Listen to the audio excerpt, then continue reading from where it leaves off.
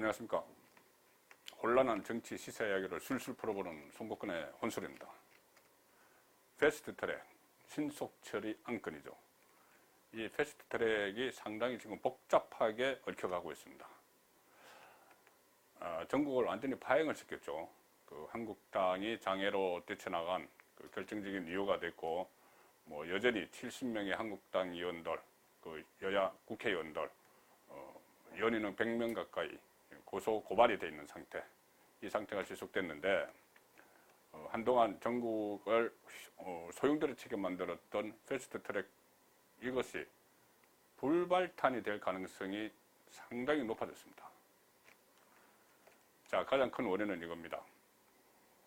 이 민주당이 주도를 했고 한국당을 뺀 야3당, 민주평화당, 또 정의당, 또 바른미래당, 이 야3당이 공조를 했죠. 그런데 지금 그 정당들의 원내대표가 줄줄이 바뀌고 있습니다. 원내대표는 원내사령탑이죠. 각 정당 여야 협상도 하고, 저번에 보시다시피 국회의원들 상임위 같은 거 사보임도 하고 이렇게 하는 원내대표, 원내사령탑이 줄줄이 교체가 되고 있죠. 당장 민주당만 해도 홍영표 대표, 원내대표가 임기가 다 돼서 새로 경선을 했죠. 해서 이인영 원내대표가 선출이 돼서 새로 지휘봉을 잡았습니다. 그리고 바른미래당 김관영 원내대표 패스트트랙 과정에서 이 캐스팅 보트 역할을 하면서 주도를 했습니다. 소속 사개특위, 사법개혁특위 소속 의원들이 이 공수처법이나 금경수사법 조정에 대해서 좀 반발을 하니까는 바꿔버렸죠. 사보임. 그렇게 했던 김관영 원내대표가 그 이후에 바른미래당이 상당히 분란을 겪었죠. 그러니까 책임을 지고 원내대표를 물러났습니다. 그래서 내일 원내대표 내일 15일입니다. 15일 날 경선이 실시가 되죠. 지금 오신환 의원과 김성식 의원이 출마를 해서 지금 팽팽한 접전을 벌이고 있습니다. 그리고 또 한 정당, 민주평화당, 민평당이라고 그러죠. 장병환 원내대표가 물러나고 유성엽 원내대표가 새로 취임을 했습니다. 자, 유성엽 원내대표, 민평당 원내대표를 새로 취임을 했는데 취임 일성이 이겁니다. 오늘부터 민주당 이중대 소리를 듣지 않겠다. 그동안 민주당 여당의 이중대 아니냐 이런 비아냥이 있었죠. 그러면서 이 패스트트랙에 태운 선거구제, 선거구제 개편안, 이것을 기존 합의를 깨자는 이야기입니다. 뭐냐면은 기존 합의는 의원 정수 300석을, 국회의원 정수 300석을 유지를 하면서 비례대표를 늘리는 대신 지역구 의원 28개를 지역구를 없애자는 거죠. 그래서 300명을 유지를 하자는 건데, 이렇게 되면 28개 지역구가 없어지는데 호남에서 한 7개 정도가 없어집니다. 그렇게 되면은 거의 호남 국회의원들만 있는 민주평화당, 민평당 같은 경우는 상당히 어려워지는 것이죠. 지역구가 확 줄어들어 보니까. 그러니까 새로 취임한 유성엽 원내대표는 국회의원 수를 316명이나 317명으로 늘리자고 이야기를 합니다. 그런데 지금 상황에서 국회 불신이 이렇게 팽배하고 한데 국회의원 수를 늘리기 현실적으로 어렵죠. 그렇기 때문에 이 유성엽 의원이 이런 말까지 했습니다. 지금 패스트트랙이 현재의 안이라면은 부결시켜야 된다고 이야기했습니다. 그러니까 지금 패스트트랙이 지정이 된 것은 신속 처리 안건으로 지정이 된 것이지, 아직 상임위, 그러니까 사법개혁특위에 남아있고 정개특위에 남아있고 그것이 법사위를 거치고 또 본회의까지 가야 되는데, 이 과정에서 부결을 시켜버려야 된다. 이것이 민평당 유성엽 신임 원내대표의 이야기고요. 그 다음에 조금 전에 말씀드렸던 대로 김관영 전임 원내대표의 후임자가 내일 선출이 됩니다.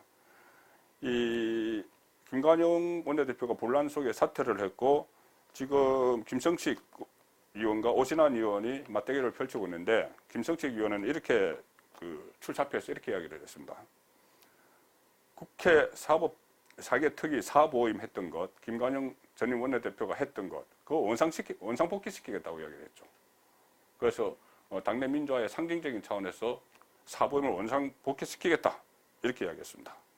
만약에 원상복귀를 시키게 되면 이 오신환 의원, 권은희 의원, 사개특위에서 나갔던 이 의원들이 다시 사기특위로 들어가죠. 들어가면은 이 두 의원은 지금 민주당의 그 공수처 설치법이나 검경수사권 조정법과 서로 다른 입장이기 때문에 상당히 큰 또 차질을 빚어줄 수가 있습니다.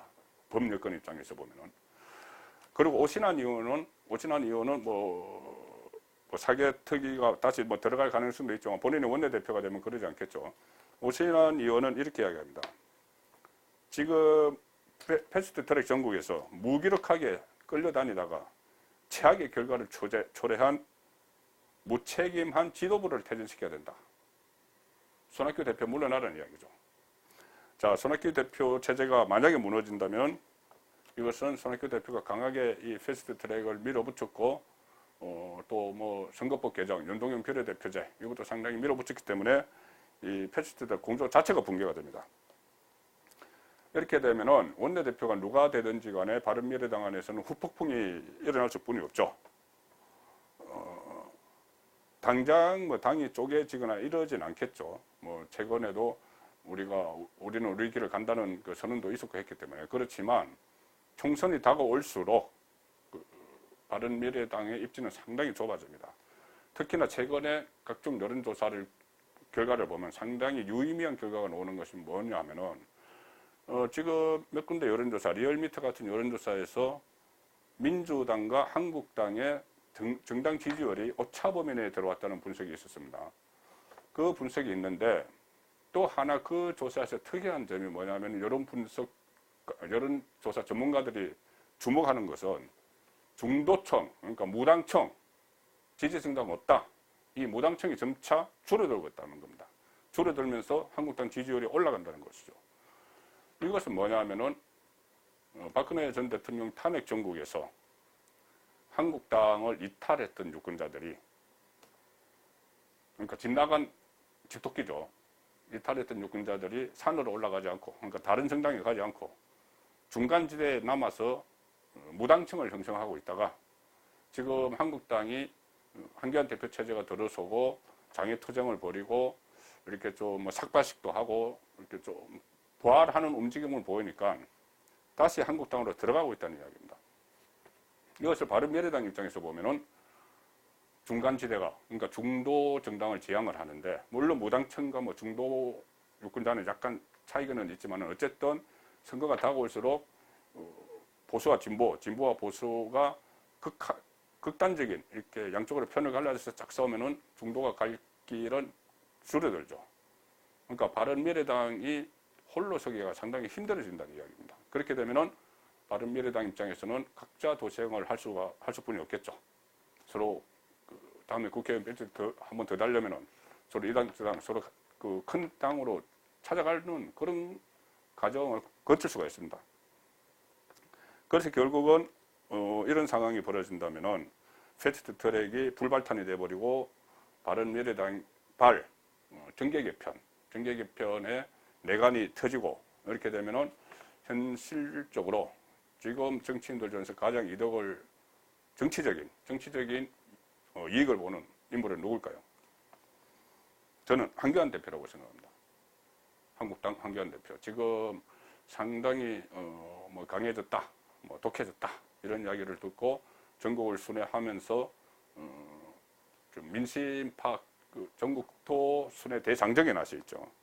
그런데 이 한기안 대표 효과인지 한국당의 지지율이 상당히 올라가서 아까 말씀드린 대로 민주당 오차범위 내까지 들어갔는데, 한결같이 정치 전문가들이나 국회의원들, 한국당 국회의원들도 지적하는 것이 확장성 문제입니다.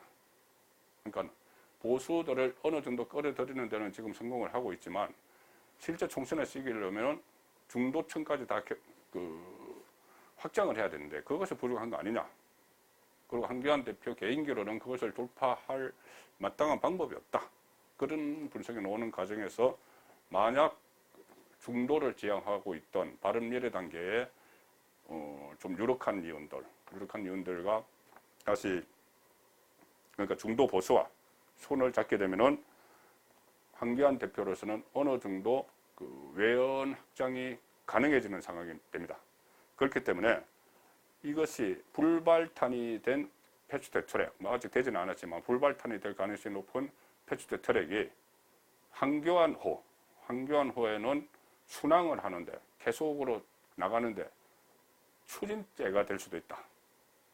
그렇게 분석을 해봅니다. 송국근의 혼술이었습니다.